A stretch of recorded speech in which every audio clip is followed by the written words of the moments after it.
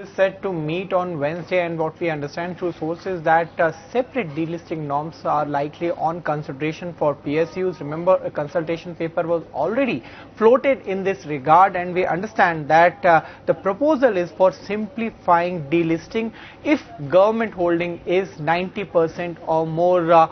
Currently, there are many companies as advised by the regulator where the public float is very less despite poor financials, and even if the financials are strong, it is profitable, the voluntary delisting can be considered. Now, how it will be done? The suggestions were 60 days of volume weighted average price that could be there under consideration. So board will take a final call whether or not to approve the separate delisting for PSUs. Apart from that, we also understand that SEBI may allow startup founders to retain the IPO ESOPs.